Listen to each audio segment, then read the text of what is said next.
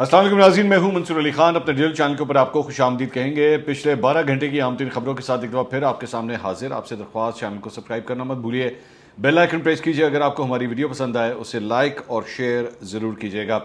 अच्छा जी, बड़ी अहम खबरें इस वीलॉग के अंदर आपको देंगे, लेकिन सबसे पहले जो इस वक्त इसहाक डार साहब के जो नवासे हैं जो काफ़ी ज़्यादा मुश्किल में फंस चुके हैं। पिछले व्लॉग में हमने आपको बताया था उनकी मुश्किलात जो हैं वो इसलिए उनमें इजाफा हो गया है क्योंकि जो डीएनए रिपोर्ट सामने आई है उसके मुताबिक ज़्यादती का जो एक जुर्म है वो उसके अंदर साबित हो रहा है और रिपोर्ट ये बताती है कि वाकई उसके अंदर जो है वो ज़्यादती की गई है और उसमें ख़ास तौर पे कौन कौन से अफराद जो हैं उसके अंदर मुलविस थे उनकी तफसीलात भी जो हैं वो सामने आई हैं।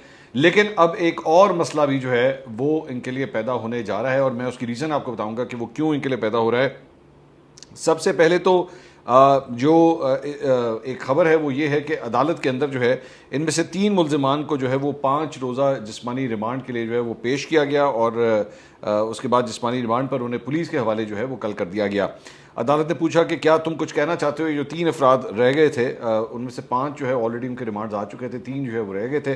तो उनके हवाले से पूछा गया कि जी क्या तुम कुछ कहना चाहते हो। इस पर मुल्ज़िमान ने कहा कि हम कुछ नहीं कहना चाहते। अदालत ने कहा कि आपका वकील भी कोई नहीं है। तो पूछा उनसे तो अदालत ने मुल्ज़िमान ने कहा कि नहीं, हमारी तरफ से कोई वकील नहीं है। हुकूमत की जानिब से असिस्टेंट डायरेक्टर पब्लिक प्रोसिक्यूटर मियाँ साजिद महमूद जो है वो पेश हुए। पुलिस ने मुल्ज़िमान रिजवान, नवाज़ और नासिर को पेश किया। मुल्ज़िम वहीद उर्फ बॉस को ताहाल जिस्मानी रिमांड के लिए पेश नहीं किया गया। मुल्ज़िम वहीद ज़ख्मी हालत में अस्पताल में ज़ेर इलाज है। अब ये खबर हमने आपको ऑलरेडी बताई थी इस वहीद के बारे में जो बॉस के नाम से जो है वो बताया जा रहा है, जो अपने आप को वहाँ पे उसने बॉस के तौर पे जो है इंट्रोड्यूस किया हुआ था कि वो उसके टखने टूट गए थे जब उसको एक्चुअली अरेस्ट करने के लिए पुलिस वहाँ पे पहुंची थी। तो उसने अपनी बालकनी से छलांग मारी थी और जिसकी वजह से वो ज़ख्मी हुआ और उसके टखने टूट गए थे। अब इस वक्त जो है वो अस्पताल में इस वक्त ज़ेर इलाज है। तो आई एम सॉरी, वो मैंने पहले आपको कहा था कि 5 और 3, लेकिन 5 और 3 नहीं है बल्कि एक्चुअली 4 और 3 और 1 जो है वो हॉस्पिटल में है। तो अब 7 लोगों के रिमांड जो है वो हो चुके हैं। एक बंदा जो है, ये जो बॉस है, बॉस जो है वो ज़ख्मी हालत में इस वक्त हॉस्पिटल के अंदर मौजूद है। इसके अलावा एक जो नई परेशानी वो सामने आई है पिछले 24 घंटे के अंदर, वो हमने आपको बताया था कि ये जो वहीद है उर्फ बॉस, जिसके बारे में मैं आपको बता रहा हूँ कि ये ज़ख्मी है और हॉस्पिटल के अंदर जो वो ज़ेर इलाज है। मैंने आपको अपना वो जो हमने एक 40 मिनट का पूरा एक व्लॉग किया था उसके अंदर मैंने आपको ये बताया था कि इसकी क्रिमिनल हिस्ट्री भी जो है वो बताई जाती है और इसके नाम की बहुत सी FIRs पहले ही कट चुकी हैं। तो इसकी डिटेल्स के अंदर जो है वो जहाँ पे अटेम्प्टेड मर्डर और एक पैसों का लेन देन, इसके ऊपर भी जो है वो ऑलरेडी FIRs कटी हुई थी। अब मज़ीद डिटेल्स ये सामने आई हैं कि इंसानी अज़ा, ख़ास तौर पे जो गुर्दा स्कैंडल है उसके गैंग से भी जो है इसका नाम अब जोड़ा जा रहा है और एक मुख्तलिफ जो FIRs हैं उसके अंदर इसका नाम वहाँ पे जो है वो देखा जा सकता है। अब मुस्लिम लीग नून के एक बड़े मशहूर MPA हैं, वो पिछले दिनों एक स्कैंडल के अंदर भी जो है बड़ा उनका नाम आया था। तो वो भी माजी के अंदर जो है वो गुर्दा स्कैंडल के अंदर जो है वो इन्वॉल्व रहे हैं और उनका नाम भी जो है उसके साथ जोड़ा गया था। अब यहाँ पे ये जो शख्स है वहीद उर्फ बॉस, इसका नाम भी जो है अब अगर उस मामले के साथ आ रहा है तो अब जाहिर बात है इस वक्त ये पूरा केस जो है इसको एक गैंग के तौर पे देखा जा रहा है कि ये गैंग ऑफ 8 था, जिसमें मतलब मुख्तलिफ अफराद जो है वो, चाहे उसमें अहमद रज़ा डार, उसके दोस्त, उसका एक डिस्टेंट कज़न और उसके बाद उनके मुलाजमीन, ये सारे के सारे जो है एक ग्रुप के तौर पे जो है वो देखे जा रहे हैं। तो उसमें से एक ग्रुप मेंबर जो है वो अब इंसानी अज़ा की ट्रेडिंग के अंदर या स्मगलिंग के अंदर भी जो है वो इन्वॉल्व नज़र आ रहा है। तो जाहिर बात है इसके ताने बाने जो है वो मज़ीद अब चीज़ें अगर खुलना शुरू होंगी। ज़हन में रखिएगा, आम तौर पे पाकिस्तान के अंदर यही होता है कि जब एक शख्स की फ़ाइल खुलना शुरू होती है तो और भी बहुत सी चीज़ें जो है उसकी सामने रिवील होना शुरू हो जाती हैं कि अच्छा इसके क्लॉजेट के अंदर तो ये स्केलेटन्स भी हैं, ये मतलब खौफनाक चीज़ें भी जो है ये माजी के अंदर करता रहा है। तो ये इस शख्स के बारे में जो है ये डिटेल्स जो है वो पता लगी हैं और अब इसका फॉल आउट जो है वो अहमद रज़ा डार के ऊपर किस तरह होता है कि वो इस शख्स को किस तरह जानता था या किसके थ्रू जानता था, ये अहमद रज़ा डार के लिए भी जो है वो मुश्किलात का शिकार हो सकता है। तो मुश्किलात पे मुश्किलात जो है हर गुजरते दिन के साथ जो है वो बढ़ती जा रही हैं और आई डोंट नो इसको ये लोग जो है वो फेस किस तरह करेंगे। इसके साथ साथ ये जो मुल्ज़िम है वहीद, ये जिस तरह मैं आपको बता रहा हूँ कि गुर्दा ट्रांसप्लांट स्कैंडल के अंदर भी जो है वो मुलविस रहा है। तो इसके खिलाफ जो है वो 3 मुकदमात का रिकॉर्ड जो है वो अब तक सामने आया है और इसके ऊपर कत्ल, अगवा, लिवर ट्रांसप्लांट, तशद्दुद, धमकियों की दफात जो हैं वो इसके ऊपर शामिल हैं। और इसके एक हॉस्पिटल आए मरीज़ का निजी क्लिनिक के अंदर जो है इसने गुर्दा निकाल लिया था, तो ये केस भी जो है वो इसके ऊपर बनाया गया था। और अगस्त 2023 के अंदर इसके खिलाफ जो है मुकदमा दर्ज हुआ और गुर्दा ट्रांसप्लांट के लिए निजी क्लिनिक चलाने का मुकदमा थाना काना के अंदर 2023 के अंदर इसके अगेंस्ट जो है वो दर्ज हुआ। और FIR के मुताबिक वहीद गिरफ्तारी की कोशिश के दौरान पुलिस हिरासत से गुर्दा ट्रांसप्लांट के मरकजी किरदार डॉक्टर को पुलिस हिरासत से छुड़वा कर जो है वो फरार भी हुआ था। तो पूरी एक क्रिमिनल हिस्ट्री है इस शख्स की जो अहमद रज़ा डार के साथ जो है वो इन्वॉल्व नज़र आता है। इसके अलावा आप जानते हैं कि लाहौर के अंदर जो है एक छत गिरने का वाक़या पेश आया था जिसके अंदर 14 बच्चे जाँ बहक हो गए थे। उसके बाद से इस बात के ऊपर बहुत डिस्कशन हुई है कि जनाब जितने स्कूल्स हैं और या ट्यूशन सेंटर्स हैं दे शुड बी रजिस्टर्ड, और गवर्नमेंट को पता ही नहीं है कि कहाँ पे एक्चुअली जो है वो ट्यूशन सेंटर्स खोले हुए हैं या लोगों ने स्कूल खोले हुए हैं, उसका कोई रिकॉर्ड जो है वो मौजूद नहीं है। बड़े बड़े स्कूल्स का तो मौजूद होते हैं लेकिन गली मोहल्लों के अंदर छोटे छोटे ट्यूशन सेंटर या स्कूल्स का रिकॉर्ड जो है वो मौजूद नहीं है। तो इस सिलसिले में अब निजी अकाडमीज और ट्यूशन सेंटर्स के जारी सर्वे में 1 हफ्ते की जो है वो तौसीह कर दी गई और ये सर्वे जो है इस वक्त जारी है। और पहली बार घरों में कायम ट्यूशन सेंटर्स की रजिस्ट्रेशन के लिए भी मनसूबाबंदी जो है वो अब शुरू कर दी गई है कि इनकी रजिस्ट्रेशन भी होनी चाहिए। और CO एजुकेशन लाहौर के मुताबिक फ़िलहाल शहर भर में सिर्फ स्कूलों, अकाडमीज़ और बाकायदा ट्यूशन सेंटर्स का सर्वे जारी है, जबकि घरों के अंदर कायम ट्यूशन सेंटर्स को इस मरहले में सर्वे का हिस्सा जो है वो नहीं बनाया गया। लेकिन ये बताया जा रहा है कि आगे चल के जो है उन्हें भी इस सर्वे के अंदर जो है वो शामिल किया जाएगा। अफसोसनाक बात जो मुझे ज़्यादा लगती है वो ये है कि 2008 से लेकर अब तक सवाए तकरीबन कोई 3.5 पौने 4 साल के पीरियड के अलावा हमेशा यहाँ पे मुस्लिम लीग नून की गवर्नमेंट जो है 2008 से लेकर अब तक यहाँ रही है। 18 साल में से अगर आप लेट से 3.5-4 साल अगर आप बीच में निकाल भी दें तो 14 साल जो है वो मुस्लिम लीग नून की गवर्नमेंट रही है। और मेरा एतराज़ इस बात के ऊपर है कि लैपटॉप्स तो आपने बहुत बांटे, लैपटॉप के ऊपर जो है वो तस्वीरें भी आपने लगाई और ये भी कहा कि जनाब chief minister laptop scheme and all that, उसके ज़रिए आपने प्रमोशन भी की, लेकिन एक्चुअली जो करने वाले काम थे, जो सर्विस करने वाले काम थे, जो रिकॉर्ड रखने वाले काम थे, इनको रेगुलराइज करने वाले काम थे, इनको बाउंड करने वाले काम थे कि अगर आप यहाँ पे कोई कंस्ट्रक्शन साइट के तौर पर इसको काम करेंगे तो फिर उसके बाद यहाँ पे बच्चों की मौजूदगी नहीं होनी चाहिए। लेकिन it took 14 lives to actually make Punjab government realize कि जनाब आप जो कुछ कर रहे हैं वो गलत है। और अब जाके जो है वो रजिस्ट्रेशन का प्रोसेस, या फिलहाल सर्वे का प्रोसेस जो है वो स्टार्ट किया, रजिस्ट्रेशन का प्रोसेस तो बाद में आएगा। मैं हमेशा यहाँ पे ये कहता हूँ कि पाकिस्तान के अंदर जो है ना वो कारोबार करने के हवाले से अक्सर औकात यहाँ पे एक ये कहा जाता है कि अगर आपने ऑर्गेनाइज काम करना है, ऑर्गेनाइज काम से मुराद कि आपकी जो है वो सेल टैक्स रजिस्ट्रेशन होनी चाहिए, इनकम टैक्स के अंदर आप रजिस्टर्ड होने चाहिए, NTN नंबर आपके पास होना चाहिए, मुख्तलिफ किस्म के महकमों के अंदर जो है वो आपने रजिस्ट्रेशन, अगर तो आपने बड़े लेवल पे काम करना है तो फिर उसके बाद आपके पास ये तमाम चीज़ें होनी चाहिए। आप यकीन कीजिए कि यहाँ पे फैक्ट्री लगाना जो है वो ज़्यादा मुश्किल काम है, लेकिन अगर आप कोई छोटा मोटा काम करना चाहते हैं, आपको ना किसी लाइसेंस की ज़रूरत होती है, ना आपको कोई आके पूछता है, ना लेबर लॉस को वो लोग फॉलो करते हैं, बस किसी का भी दिल करता है और वो बैठ के जो है वो कोई भी कारोबार खोल लेते हैं और उसको फिर रूल्स एंड रेगुलेशंस की वो परवाह भी नहीं करते कि जनाब यहाँ पे हो क्या रहा है। खैर अब ये प्रोसेस जो है शुरू हुआ है। इसके बाद इस्लामाबाद के अंदर जो है वो पाक फ़िज़ाइया के ग्रुप कैप्टन आसिम जो बेसिकली एक खातून को बचाते जो है वो कत्ल कर दिए गए, शहीद हुए वो, उनके हवाले से जो मुल्ज़िम है उसे जिसका नाम साद अब्बासी बताया जाता है, उसे जो है वो गिरफ़्तार कर लिया गया। 9 घंटों के अंदर इस वारदात के 9 घंटों के अंदर जो है उसे गिरफ़्तार किया गया। उसने 9mm पिस्तौल से जो है ये गोली चलाई थी और मौके से फ़रार हो गया था। और पुलिस ने सेफ सिटी और दीगर CCTV फुटेजेस के ज़रिए जो है इसका ताक़ुब किया और उससे मालूम हुआ कि मुल्ज़िम सबसे पहले जो है गौरी टाउन पहुंचा।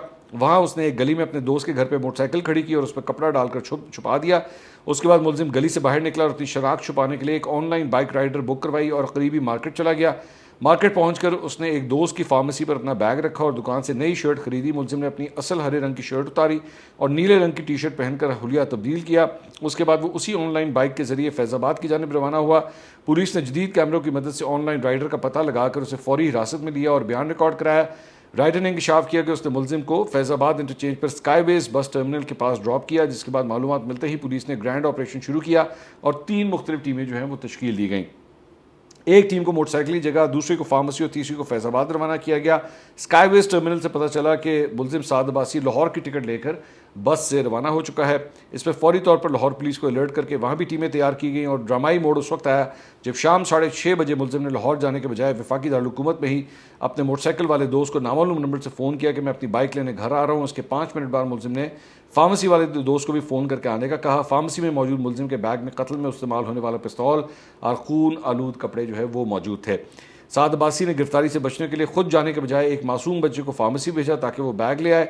जैसे ही बच्चा बैग लेकर आगे बढ़ा, वहाँ घात लगाए बैठी इस्लामाबाद पुलिस की खुसूसी टीम ने फुर्ती का मुजाहरा करते हुए इस मुलजिम को चारों तरफ से घेर कर दबोच लिया और यूं ये हाई प्रोफाइल केस महज 9 घंटे के अंदर अंदर जो है वो रिजॉल्व कर दिया गया। सोशल मीडिया के ऊपर मैं ये देख रहा था, वहाँ पे एमी बिला वजह जो है वो इस चीज़ को जोड़ा जा रहा था कि जनाब को TTP या तालिबान इस चीज़ के साथ जोड़ा जा रहा था, जबकि एक्चुअली ये एक लोकल क्राइम था, बहुत हौलनाक क्राइम था, लेकिन एक्चुअली इसको भी एक दहशतगर्दी के साथ जो है वो जोड़ने की कोशिश की जा रही थी। It was not the case. इसके साथ साथ जनाब आज इमरान खान साहब से उनकी फैमिली की मुलाकात का एक और दिन है, मंगल का दिन है, लेकिन आज भी यही लग रहा है कि शायद उनकी मुलाकात नहीं हो सकेगी। PTI के सेक्रेटरी जनरल सलमान अकरम राजा ने अडयाला जेल में इमरान खान से मुलाकात करने वाले वकला की फहरिस्त जो है वो जारी की है। उसमें बैरिस्टर गौहर अली खान, सलमान अकरम राजा, खालिद यूसुफ चौधरी, फ़तेहुल्लाह बरकी, हसनैन मुर्तज़ा सुंबुल और शहबाज अहमद सियाल के नाम जो है वो शामिल हैं, लेकिन मुश्किल ही लग रहा है कि उनकी जो है वो आपस में कोई मुलाकात हो पाएगी। इसके साथ साथ एक और जो मामला सामने आया, खैबर पख्तूनख्वा असेंबली के अंदर जो है वो गवर्नर के इख्तियारात में मजीद कमी का बिल जो है वो मंजूर कर लिया गया है। Khyber Pakhtunkhwa public service commission ordinance 1978 में तरमीमी बिल की KP असेंबली से जो है वो मंजूर हुआ है और इसके तहत अब चेयरमैन पब्लिक सर्विस कमीशन का जो चेयरमैन उसका तकर्रुर है वो गवर्नर वज़ीर आला के मशवरे पर करेंगे। इंतज़ामी उमूर में गवर्नर वज़ीर आला या काबीना के मशवरे के मुताबिक अमल करेंगे और जहाँ मुनासिब वहाँ पर लिखा हुआ है कि बिल के मतन के मुताबिक मुतल्लिका दफ़ात में जहाँ मुनासिब वो लफ्ज़ गवर्नर की जगह हुकूमत इस्तेमाल किया जाए और चेयरमैन की तकरीर से मुतल्लिक आइन के तहत गवर्नर का किरदार बरकरार रखा जाएगा। पब्लिक सर्विस कमीशन के कानूनी और इंतजामी ढांचे को आइनी तकाज़ों से हम आहंग जो है वो बनाया जाएगा। दूसरी जानब गवर्नर बलोचिस्तान ने सूबाई वज़ीर अब्दुल रहमान खेतरान को सूबाई काबीना से हटाने की समरी मंजूर करते हुए उन्हें बाज़ाब्ता तौर पर डी-नोटिफाई कर दिया है। गवर्नर की मंजूरी के बाद खेतरान की वजारत ख़त्म हो गई और अब वो बलूचिस्तान काबीना का हिस्सा नहीं रहे। हुकूमती हल्कों के मुताबिक काबीना में रद्दबदल के सिलसिले में मजीद फैसलों का भी इम्कान मौजूद है, ताहम इस हवाले से अभी तक बाज़ाब्ता ऐलान नहीं किया गया। बलूचिस्तान की सियासत में खेतरान जो है वो एक अहम सियासी शख्सियत समझे जाते हैं और मुख्तलिफ अदवार में सूबाई काबीना का हिस्सा रह चुके हैं, ताहम अब वो अपने मुख्तलिफ फैसलों की वजह से अब सूबाई काबीना का हिस्सा नहीं है। इसके अलावा एक और ख़बर मैं शामिल करना चाहूँगा और वो ये है कि रिसेंटली एक नया ट्रेंड सोशल मीडिया के ऊपर जो है चलना शुरू हुआ है, जो कि बहुत इंपॉर्टेंट है आपको आपके साथ डिस्कस करना। और इसके ऊपर एक्चुअली जो हमारे साबिक कप्तान है पाकिस्तान क्रिकेट टीम के वसीम अकरम, वो भी इसका जो है वो निशाना बने और उनकी अहलिया शरीरा अकरम ने जो है वो सोशल मीडिया पर गर्दिश करने वाली जाली खबरों और मुस्नुई जहानत से तैयार करदा वीडियोज़ की सख्ती से तरदीद की, जिसमें दावा किया गया कि वसीम अकरम जो है वो दिल का दौरा पड़ने से इंतकाल कर गए हैं।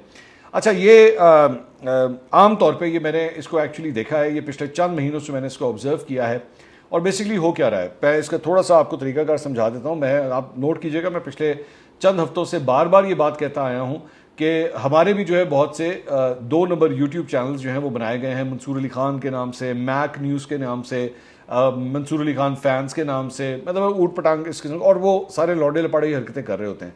So basically what they are doing is, मैं थोड़ा सा उसका आपको बता देता हूँ कि ये करते क्यों हैं।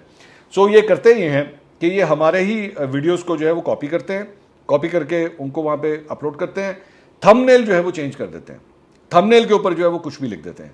अभी पिछले दिनों मैंने देखा कि मेरे नाम का एक 2 नंबर वीडियो चैनल जो है बनाया गया था यूट्यूब चैनल, और उसके ऊपर जो है वो नवाज शरीफ साहब के हवाले से खबर थंबनेल के ऊपर डाल दी गई कि जनाब उनका इंतकाल हो गया। तो इसी तरह अभी पिछले दिनों 2-4-5 दिन पहले एक ये खबर फैलाई कि डॉक्टर यास्मीन राशिद का इंतकाल हो गया, अब वसीम अकरम का इंतकाल हो गया। सो बेसिकली होता क्या है कि ये मशहूर शख्सियात हैं और इन शख्सियात से जुड़ी हुई अगर कोई टिकटॉक वीडियो बनाई जाती है या फिर इनसे जुड़ी हुई कोई थंबनेल बनाया जाता है या फेक वीडियो जो है बनाई जाती है, वो एकदम वायरल होती है।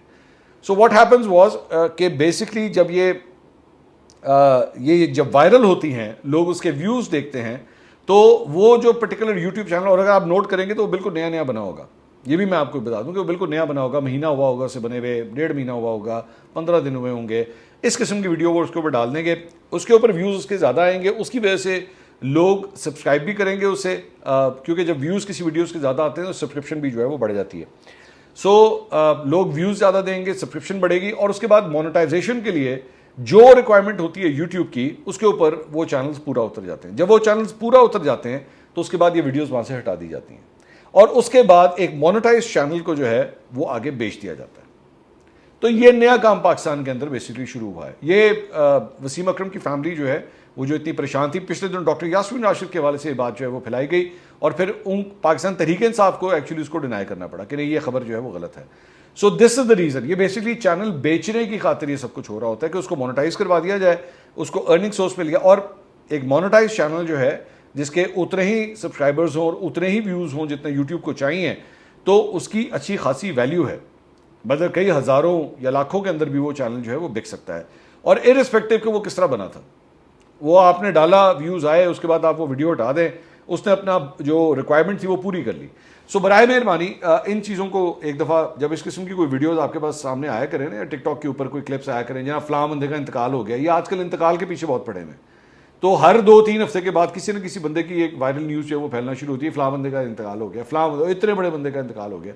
So please be very very cautious about it कि वो जो है फेक न्यूज़ भी हो सकती है। इसके अलावा एक और ख़बर जो है वो ये है कि नौमुंतखब वज़ीर आला गिलगित बल्तिस्तान अमजद हुसैन एडवोकेट ने अपने ओहदे का हलफ उठा लिया है और गवर्नर गिलगित बल्तिस्तान सैयद मेहदी शाह ने जो है वो अमजद हुसैन एडवोकेट से हलफ लिया। इस मौके के ऊपर जो है वो ये भी अब बताया जा रहा है कि नए सेटअप के मुताबिक जिसमें ये जो अलीम खान साहब हैं, इनकी इस्तेकाम में पाकिस्तान पार्टी जो है जिनके 4 अफराद जो है वो एकदम उनको प्यार आ गया था अलीम खान साहब के ऊपर इलेक्शन के बाद और वो उसमें शामिल हो गए थे। तो सुनने में ही आ रहा है, अभी तक कंफर्म नहीं है, कि जो नई कैबिनेट बनेगी गिलगित बल्तिस्तान की, उसमें से उन्होंने तीन उन्होंने शायद कैबिनेट पोर्टफोलियोज जो है वो मांगे हैं, लेकिन उनको शायद 2 दिए जा रहे हैं, जिसमें से एक एक्चुअली इंपॉर्टेंट वजारत होगी। तो पीपल्स पार्टी के साथ जो है बताया जा रहा है कि ये डील जो है अभी, अब जाहिर बात है अभी वज़ीर आला आए हैं, वो अपनी कैबिनेट का अनाउंसमेंट करेंगे तो पता लग जाएगा किस किस के पास जो है वो कौन कौन सी वजारत वहाँ पर जाती है। इसके अलावा एक खबर जो है वो इंडिया से शामिल करना चाहेंगे और मोदी सरकार ने मुबैना तौर पर दिलजीत दोसांझ उनकी फिल्म सतलुज रिलीज़ के 2 दिन बाद ही इंडिया में जो है वो OTP प्लेटफॉर्म ZEE5 से हटा दी है। और फिल्म सतलुज इंसानी हकूक़ के कारकुन जसवंत सिंह कालड़ा की ज़िंदगी पर मबनी है, जिन्होंने 1990 की दहाई में भारतीय पंजाब में हज़ारों अफराद के मावरा अदालत कत्ल और उनकी इज्तिमाई तदफीन के वाक़यात की तहकीकात की थी। जसवंत सिंह कालड़ा को 1995 में पुलिस की तहवील में लेने के बाद कत्ल कर दिया गया था। बाद में अदालती कार्रवाई के नतीजे में मुतादिद पुलिस एहलकारों को उम्र कैद की सजाएं जो हैं वो सुनाई गई थी। ये फिल्म आगाज़ से ही तनाज़े का शिकार थी। फिल्म जिसका असल नाम पंजाब 95 है, central board of film certification को 2022 में जमा कराया गया था, लेकिन उससे आज तक क्लियरेंस सर्टिफिकेट नहीं मिला था। फिल्म साजों के मुताबिक CBFC ने फिल्म में 127 कट्स मांगे थे। इस फिल्म का 2023 में टोरंटो इंटरनेशनल फिल्म फेस्टिवल में प्रीमियर भी होना था, लेकिन मुबैना तौर पर भारतीय हुकाम की जानिब से एतराज़ात उठाए जाने के बाद उसकी नुमाइश जो है वो मनसूख कर दी गई थी।